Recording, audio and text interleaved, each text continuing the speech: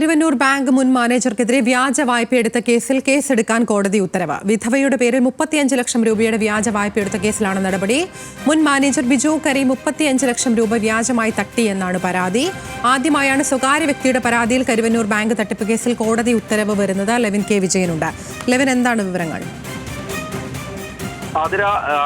കരുവന്നൂർ സഹകരണ ബാങ്ക് തട്ടിപ്പ് കേസിലെ പ്രധാന പ്രതികളിൽ ഒരാളായിട്ടുള്ള ബാങ്കിൽ നിന്ന് പിരിച്ചുവിടപ്പെട്ട മുൻ മാനേജർ ബിജു കരീമിനെതിരെയാണ് ഇപ്പോൾ ഇരിങ്ങാലക്കുട കോടതിയുടേതായിട്ടുള്ള ഉത്തരവ് പുറത്തിറങ്ങിയിരിക്കുന്നത്. ബിജുവിനെതിരെ പ്രതിയാക്കി കേസെടുത്ത് അന്വേഷണം നടത്തണമെന്നാണ് ഇരിങ്ങാലക്കുട പോലീസ് സ്റ്റേഷന് കോടതി നിർദ്ദേശം നൽകിയിരിക്കുന്നത്. പരാതിക്ക് ഈ കേസെടുക്കാൻ ഉത്തരവിട്ടതിന് അടിസ്ഥാനമായ സംഭവം ബാങ്കിലെ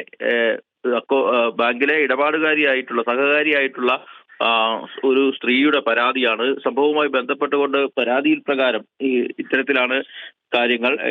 ഇരിങ്ങാലക്കുട സ്വദേശിയായ മൂർക്കനാട് പൊയ്യാറയിൽ പരേതനായ ഗൗതമന്റെ ഭാര്യ ജയ്ഷയാണ് പരാതി നൽകിയത്. 2013 ജയ്ഷയ്ക്കും ഭർത്താവ് ഗൗതമനും ബാങ്കിൽ നിന്ന് 5 ലക്ഷം രൂപയുടെ വായ്പയുണ്ടായിരുന്നു. ഇത് 2018 ഇവർ അടച്ചു തീർക്കുകയും കുറച്ചു പണം കയ്യിലുണ്ടായിരുന്ന സമ്പാദ്യത്തിൽ കുറച്ചു പണം ബാങ്കിൽ ഫിക്സഡ് ഡിപ്പോസിറ്റായി ഇടുകയും ചെയ്തു. പക്ഷേ ഈ കാലയളവിൽ ഇതിനുശേഷം വിവിധ കാലയളവിലായി 2013, 16, 18 എന്നിങ്ങനെ വിവിധ കാലയളവുകളിലായി ഇവരുടെ പേരിൽ ഈ സഹകാരികൾ അറിയാതെ കൃത്രിമ വായ്പ എടുത്തതായി രേഖകൾ ഉണ്ടാക്കി 35 ലക്ഷം രൂപ തട്ടിയെടുത്തു എന്നുള്ളതാണ് പരാതി.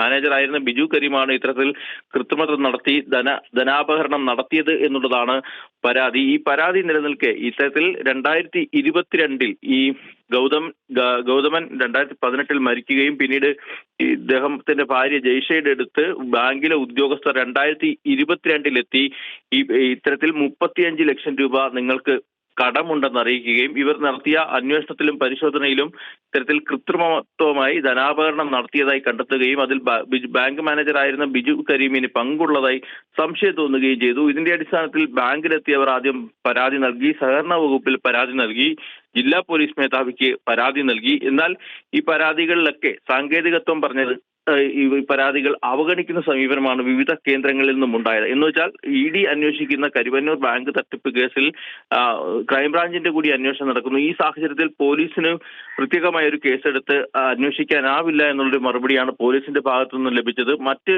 കേസുകൾക്കൊപ്പം തന്നെ ഈ കേസും പരിഗണിക്കപ്പെടുമെന്നുള്ള മറുപടിയാണ് മറ്റിടങ്ങളിൽ നിന്നും ജയ്ഷയ്ക്ക് ലഭിച്ചത്. ഇതേ തുടർന്നാണ് ഇവർ 2024 നവംബറിന് കോടതിയെ സമീപിക്കുന്നത്. കോടതി 2 മാസത്തിന് ശേഷം ഇതിപ്പോൾ കഴിഞ്ഞ ദിവസമാണ് ഉത്തരവ് പുറത്തിറക്കിയിരിക്കുന്നത്. ബിജു കരീമിനെതിരെ നടപടി വേണമെന്നുള്ളൊരു ആവശ്യമായിരുന്നു പരാതിക്കാരി ഉന്നയിച്ചത്. ഈ ആവശ്യം അംഗീകരിക്കുകയായിരുന്നു കോടതി. ഏതായാലും പോലീസിനോട് കേസെടുത്ത് അന്വേഷണം നടത്താൻ നിർദ്ദേശിച്ചിട്ടുണ്ട്. ഈ കുടുംബത്തിന്റെ വായ്പകളടക്കം ഇപ്പോൾ EDയുടെ പരിഗണനയിലിരിക്കുന്ന കേസിന്റെ കൂടി ഭാഗമായതിനാൽ അത്തരം നടപടികൾ പൂർത്തീകരിച്ചതിന് ശേഷമേ ബാങ്കിന് മറ്റ് നടപടിക്രമങ്ങളിൽ നിന്ന് ഒഴിവാക്കാനാവുകയുള്ളൂ എന്നുള്ളതാണ് അറിയാൻ സാധിക്കുന്ന വിവരം. ആതിര. ശരി, ലെവിൻ കെ വിജയനാണ് വിശദാംശങ്ങൾ നൽകിയത്.